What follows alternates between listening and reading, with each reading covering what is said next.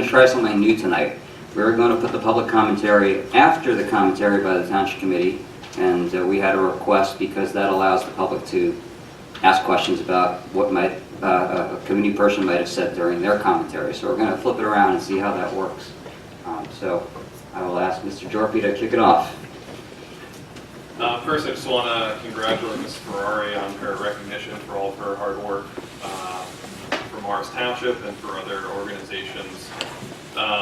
Like she said, volunteering is a win-win, and Morris Township owes a lot to its volunteers who do work, not only administrative work, but in our fire department, ambulance squad, first aid squad, the Minutemen, and other opportunities as well. So, you know, volunteering is something that really hits home for me as a volunteer firefighter, and I just really appreciate those who take time out of their day and out of their lives to benefit the community.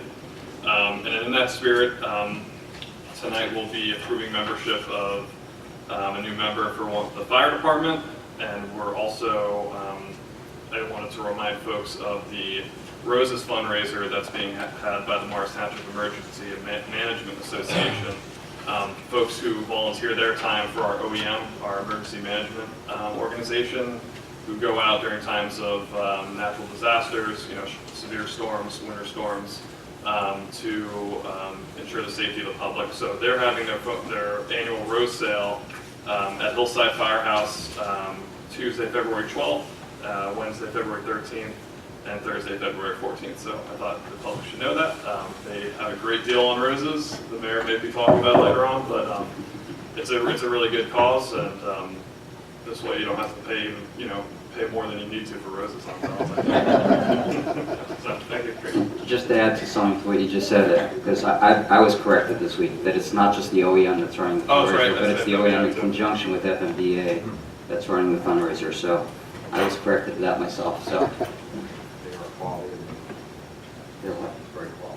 Yeah, they are quality roses. I've been buying my roses at the Hillside Firehouse for many, many years. And it's a way to get good roses, but it's a way to give back to the community. I mean, it is a fundraiser. The profits don't go to a commercial entity. They actually go right back into your pockets, per se, because it allows the OEM to purchase additional equipment. So I urge everybody to purchase their Valentine's Day roses at Hillside Firehouse.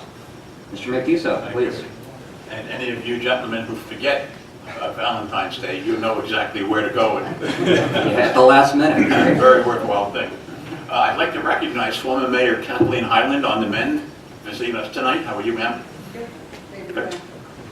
I saw online, I think it was Facebook, 1 or 2 days during the week indicating that they had heard that there were more stringent penalties for texting while driving. You know, that's been a thing we've been working on here at the township now for the better part of a year.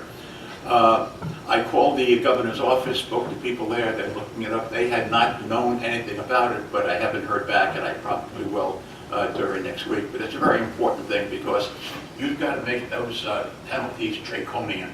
You have to be sure that there's let's say a $500 fine and maybe losing 2 points on your license for every time you're taken for texting while driving. So it's a very important thing. So we're looking and working on that. Most important thing, I think, is 10 weeks ago we had a change of administration. And during these past 10 weeks, we have spent much time together, individually, collectively, talking about Morris Township and its 24,000 people and our obligation. We've had really good discussions. We've reached basic accord on most all of the issues. We were civil, understanding. The negotiations were hard, and as you all know, in any negotiation, you never get everything you want, but you get enough to make you satisfied. So I'd like to commend my fellow Township Committee people for making this a very, very pleasant transition, and I thank you. Okay? Thank you, Mr. Mancuso. Right. Thank you. Deputy Mayor. I appreciate that comment. Thank you, Mayor. I wanted to comment just a little further on the Environment, Energy, and Sustainability Standing Committee. This initiative is really near and dear to my heart. I have gone to, I believe, every one of our Environmental Commission meetings since 2014. And And in 2017, when I ran for this office, Go Green, Save Money was one of my themes. So one indicator that a community is kind of advanced on working with these issues is having an environmental element in their master plan. And I have one here from a community in New Jersey. It's like 50-some pages.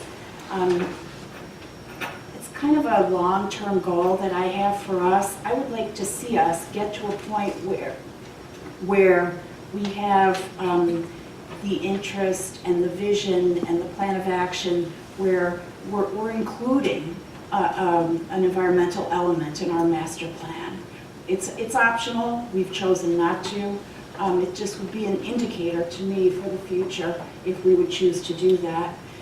In the meantime, we're working with the Environmental Commission and other groups, and I'm particularly interested in approaches to working with these issues that, to me, really fit the character of our community. We have educated residents, people who are interested in learning more and applying what they learn. And I want to give two examples of where when people get the information they need to know things, it can have a really important effect on people's behavior, and it can sort of play into that whole idea of go green, save money. And one is a personal experience I had. I went to a presentation this one time. They showed the movie Bag It. It's kind of an oldish movie. I had never seen it before, and it just was sort of a wake-up call to me. I never realized how damaging to the environment throwing your plastic bags in the garbage is. And so now that I had this awareness, it had an immediate change on my behavior. I no longer throw plastic bags in the garbage. And so, you know, just an example of this when you learn something and you're aware, it can have a really profound effect on your individual behavior, and if everyone did it, it would have a big impact on our environment. The other example I wanted to give, recently in November, we went, a few people, 15 or 20 people, we went on a tour of the sewer facility, and everybody was really fascinated by it. It was quite interesting. It's out of sight, out of mind. You never think of all the stuff that goes on there. But there was quite a bit of discussion about the stuff that shows up, that people throw down the toilet. And they had a mnemonic for remembering what you can throw down. And Mr. Quinn tells me that this particular advice is going to show up in your sewer bills that come out next week. So a little twofer here, you get it here, and then you'll get it in your bills. And it's called the 3 Ps. Okay, so when you're thinking about what can you throw in the toilet, the only thing that can go in, pee, poo, paper. Nothing else. No Band-Aids, no lip, what do you call it, dental floss, nothing else. And you know, think about this. If every single person in our community followed the 3P rule, that would move us, that would be a big step toward going green, saving money. And I would be interested to see, like, if there was a study, like, before and after, how much would be saved. There's got to be a cost savings in that, I would imagine. But anyway, so I am really thrilled to have the opportunity to work actually to be the chair of this committee, and I look forward to gradually develop a vision and a plan of action that it's very important to me that it reflects the character of our community. And finally, I would like to encourage residents to participate in this process. There's a number of opportunities. You can come to the Environmental Commission meetings, which are the second Thursday every other month. You can, we are having office hours. Our fourth Wednesday, we're continuing that, so next Wednesday will be office hours. And I was going to talk about town halls a little bit, I guess we'll wait for that. And one last thing I want to mention is there's overlap with this topic and the Economic Development Advisory Committee, which the first meeting of that, EDACT, will be on February 4th at 6 p.m. right here. And I encourage you to show up and speak up and share your suggestions there as well. So that's it. Thank you. Great, and hearing your commentaries reminded me of two other things we discussed at the sewer committee meeting. The sewer plan informed us that one of the biggest issues they have in terms of things that people flush down the toilet are wipes, either baby wipes or adult care wipes, call them bum wipes.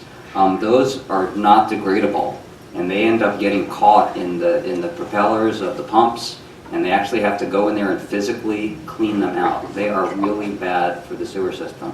So we really shouldn't be flushing anything other than paper down. The other issue that we have in the sewer system is grease, and grease comes mostly from restaurants or commercial facilities or cafeterias like at schools, and that's the second big issue that clogs up the sewer system is having grease. So we talked about actually improving our grease ordinance. I learned we had a grease ordinance, and we're going to look at making it stronger to prevent more grease from getting into the sewer system. Hopefully it'll save us some They money. said that even throwing milk down the sink is not the greatest. Really? Didn't know that. I didn't know that either.